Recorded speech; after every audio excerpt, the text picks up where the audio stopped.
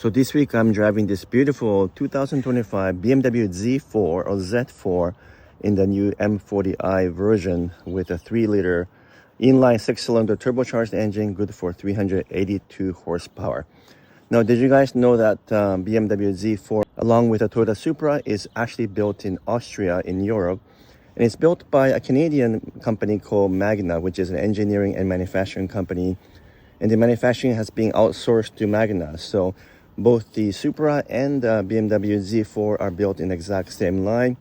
They do share, of course, most of the components, chassis, powertrain, and so forth. But what I was surprised is how different they feel on the road.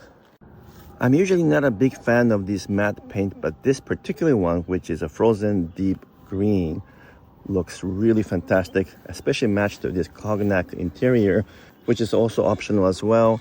The deep green color, though, it's a $6,000 Canadian option, so it's not cheap for sure, but it looks absolutely amazing. And of course, being a BMW, the inline turbo 6 is just an absolute joy to drive. It's smooth, refined, absolutely effortless. And it is probably by far the best 6-cylinder engine in the world. There's no question why Toyota chose this platform for the new Supra, because they know that the engine is so good. Some of you guys would remember that I actually owned the Supra for 2 years, and I will admit that comparing the Supra and Z4 was quite surprising, in the sense that BMW is a bit more sports car-like with firmer suspension, especially in this particular version, and also just a little bit better handling than Supra. But the Supra came across more like a grand touring sports car, which is very much in alignment with what Toyota does, kind of softer, a little bit smoother. But this one is a more hardcore sports car for sure. And like I said, I was pleasantly surprised to find the Z4 feeling and handling a little bit different from Supra.